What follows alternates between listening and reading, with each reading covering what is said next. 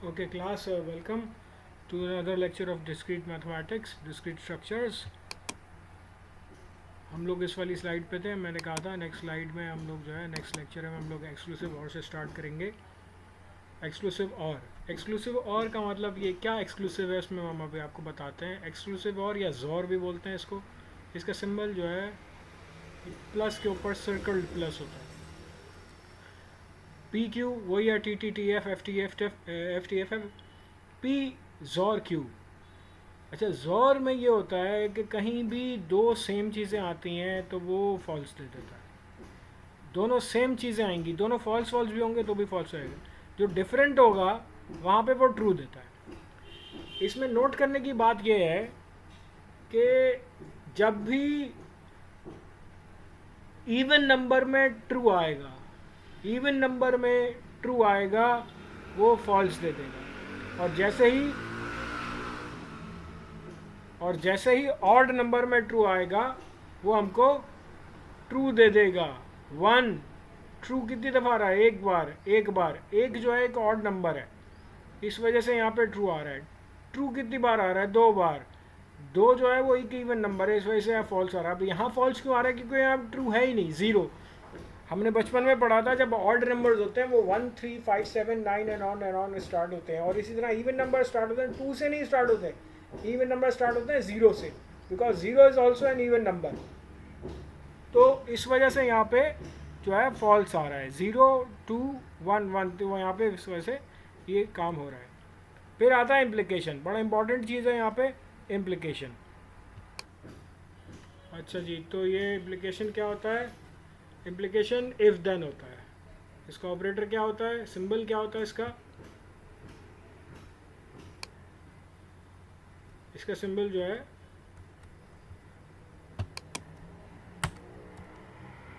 ये होता है एरो का निशान.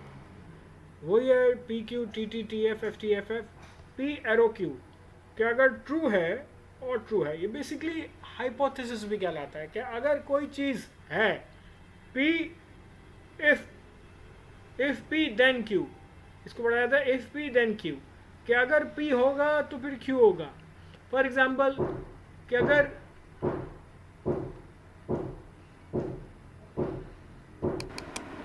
अच्छा, तो अगर P है तो Q भी होगा.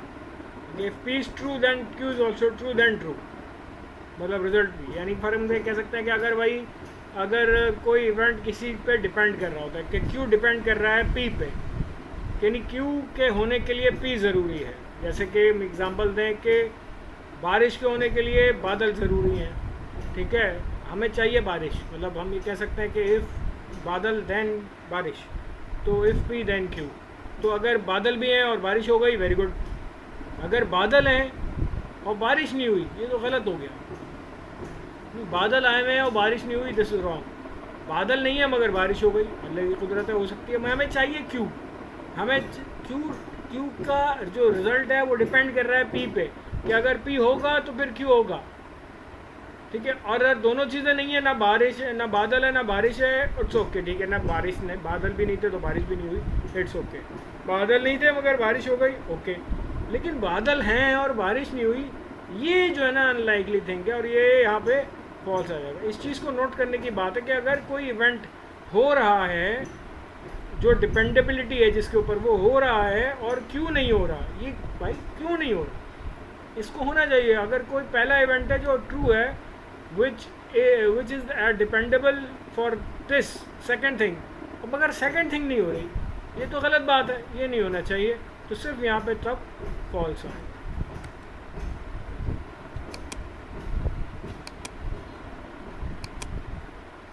Bye condition, if and only if, सिर्फ और सिर्फ तब. मतलब कभी कभार ऐसा होता है कि ये डबल इम्प्लीकेशन है, इधर भी होगी या उधर इधर भी होगी. निस्बतन आसान है इम्प्लीकेशन से. वही ट्रू टेबल है T T T F F T F F. Double implication, अगर दोनों ट्रू ट्रू हैं या दोनों फॉल्स फॉल्स हैं तो ट्रू आएगा. अगर दोनों ट्रू ट्रू हैं और या दोनों फॉल्स फॉल्स हैं तो ट्रू आएगा. यानी कि अगर दोनों सेम होंगे, ये बिल्कुल यूँ समझ सकते हैं कि उल्टा है जोर का, एक्स और का, एक्सक्लूसिव और का उल्टा है. ठीक है. या यूँ कह सकते हैं, इसको यूँ भी कह सकते हैं डबल साइडेड इम्प्लीकेशन है. दोनों ट्रू होंगे या दोनों फॉल्स होंगे तो ट्रू आएगा। अगर पी, क्योंकि दोनों एक दूसरे पे डिपेंड कर रहे हैं, पी क्यू पे डिपेंड कर रहा है, क्यू पी पे डिपेंड कर रहा है। अगर एक हो गया दूसरा नहीं हुआ गलत, और एक हो गया दूसरा नहीं हुआ वो भी गलत। ठीक है, तो यहाँ पे हमें इस तरह इसको समझना होगा। फिर आ जाते हैं हम स्टेटमेंट्स एंड ऑपरेटर्स पे। Statement operators can be combined in any ways to form new statements. जैसे कि हम कह सकते हैं एक ट्रुथ टेबल बना सकते हैं, P Q P not P U not sorry I am sorry slip of tongue हो गया, नॉट पी और क्यू। ये और का निशान है यहाँ पे, डिसजंक्शन का निशान है, नॉट क्यू, नॉट पी और नॉट क्यू।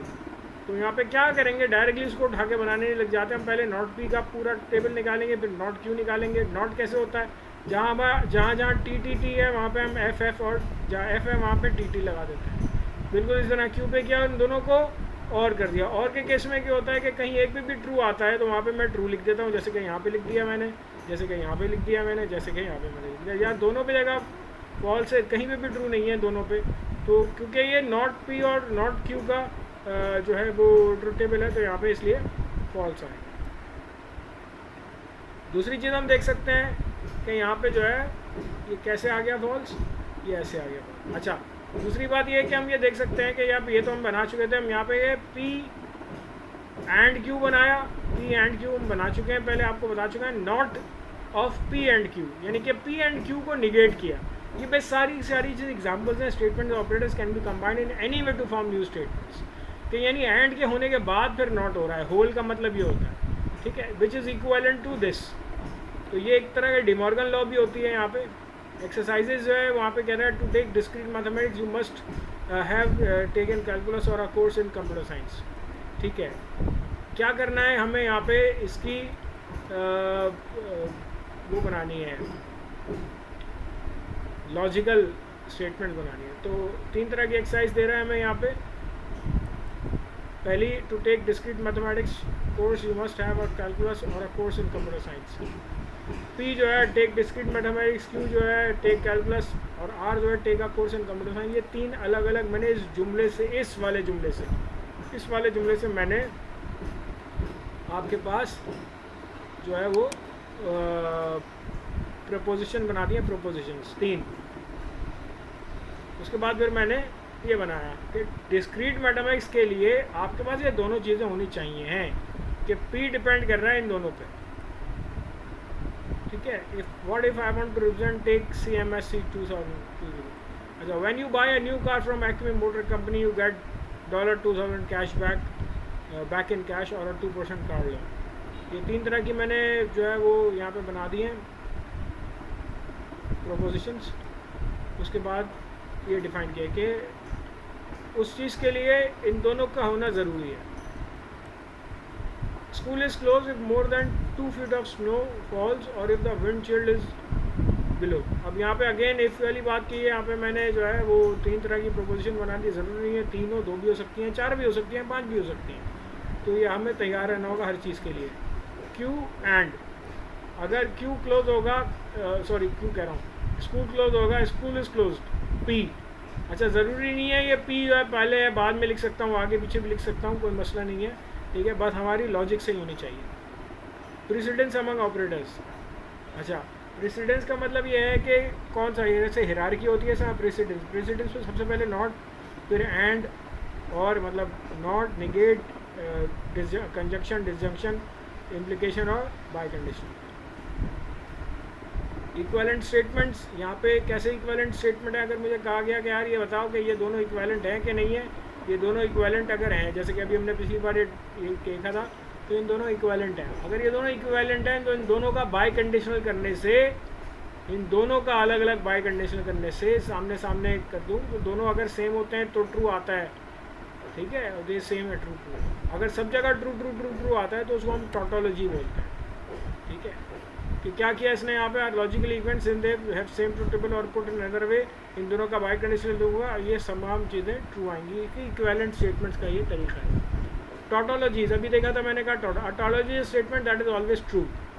ठीक है, एग्जाम्पल आर और नॉट आर। अगर आर ट्रू होगा तो नॉट आर फॉल्स होगा, या आर फॉल्स होगा तो नॉट आर ट्रू होगा। दोनों की केस में क्योंकि यहाँ पे और लगा हुआ है तो यहाँ पे result equal B equal to true आएगा। अभी हमने पिछली बार ये लास्ट स्लाइड में ये देखा था, ये स्टेटमेंट देखी थी, ये स्टेटमेंट यहाँ पे ब्लू कलर से लिखी हुई है, ये लिखी हुई, ठीक है। तो कॉन्ट्राडिक्शन वही चीज़ है, टोटोलॉजी आएगी, अब मैंने दिखाया था, फिर दिखा देता हूँ। ये देखो ये पूरे टोटोलॉजी आ रही है, टी सब जगह टी लिखा हुआ है, इसका मतलब ये टोटोलॉजी है। टोटोलॉजी हो गई। टोटोलॉजी के बाद कॉन्ट्राडिक्शन क्या होती है? Contradiction is statement that is always false. जैसे टी लिखा हुआ था वो हमेशा फॉल्स होगा, ठीक है। अगर मैं आर और था यहाँ पे एंड लगा दूँ तो एंड के केस में दोनों ट्रू होने चाहिए। यहाँ पे कॉन्फ्लिक्शन आ जाएगा। कॉन्फ्लिक्ट क्या आ जाएगा कि आर अगर ट्रू है तो ये नॉट आर फॉल्स होगा, तो दोनों के केस में या ये फॉल्स है तो ये ट्रू होगा। एंड लगा हुआ है, एंड के लिए दोनों ट्रू होने चाहिए, कभी भी ये दोनों ट्रू नहीं आएंगे, इसलिए यहाँ पे इक्वल टू एफ फॉल्स हो जाएगा। और इस पूरी स्टेटमेंट को अगर मैं उठा के ये पूरी स्टेटमेंट को फिर से बंद कर दूँ और उसके आगे निगेट लगा दूँ, तो इसका रिजल्ट ट्रू आ रहा था, जो टोटली आ रहा था वो एफ आ जाएगा, कॉन्ट्राडिक्शन आ जाएगा। तो टोटोलॉजी सारी चीज़ें ट्रू होती हैं, सारे टी आते हैं, और कॉन्ट्राडिक्शन में सारे एफ फॉल्स आते हैं। The negation of any tautology is a contradiction. ये बड़ी ज़बरदस्त बात इन्होंने लिखी है था कि टोटोलॉजी का निगेट करूँगा तो कॉन्ट्राडिक्शन आ जाएगा, और कॉन्ट्राडिक्शन का निगेट करूँगा तो वो टोटोलॉजी आ जाएगा। अच्छा, इक्विवेलेंस की बात करें तो यहाँ पे जो है वो इक्विवेलेंस को हम लॉज से देखते हैं। Identity laws, domination laws, idempotent laws, double negation laws, ये सारे लॉज हैं जिसको आपने पढ़ना है, ठीक है। और इसकी इक्विवेलेंस जो है आपने करनी है बाय यूजिंग ट्रुथ टेबल, ठीक है। इसको हल्का मत लीजिएगा बेटा, ठीक है, क्योंकि हम जानते हैं कि ये जो है चीज़ें पूछ ली जाती हैं। और ये कैसे होगा? ये होगा बुक से। आपको बुक ओपन करनी पड़ेगी, आप चाहे कुछ भी कर लें, आपको इस बार बुक ओपन करनी ही पड़ेगी। जो समझता है कि मैं बग़ैर बुक के पढ़ लूँगा वो बहुत ही बड़ा बेवकूफ़ है, पता नहीं किसको बनाना चाह रहा है वो बेवकूफ़, ठीक है। हमें तो बना नहीं सकता वो, ठीक है जी। तो ये देखें यहाँ पे क्या कह रहा है, using equivalence table 5 in section 1.2। Book वाला पागल नहीं है बेटा, उसने बुक लिखी है, ठीक है। तो आप लोग काइंडली इस चीज़ को सीरियसली लें और किताब पढ़ें, ठीक है। इक्विवेलेंस हो गया, फिर एक्सरसाइजेस देंगे। एक्सरसाइज दे रहा है, show that this by using truth table, ठीक है। Show that this by equivalence laws, question 20 page 27। You have to open the book. Summary section 11.1.2 1.2। वही जी हमने क्या क्या पढ़ लिया अभी तक? हमने प्रोपोजिशन पढ़ लिए, ऑपरेटर्स पढ़ लिए, by truth tables, composite proposition पढ़ी, टोटोलॉजी कॉन्ट्राडिक्शन पढ़ ली, इक्विवेलेंस ऑफ प्रोपोजिशनल स्टेटमेंट्स पढ़ ली, और proving equivalence by truth table और बाय इक्वेशन और बाय इक्विवेलेंस लॉस। नेक्स्ट हमारे पास जो टॉपिक है वो है प्रोपोजिशनल फंक्शन का, ठीक है। वो क्या होता है वो इंशाल्लाह ताला नेक्स्ट क्लास में देखेंगे। टिल देन टेक केयर, अल्लाह हाफिज़।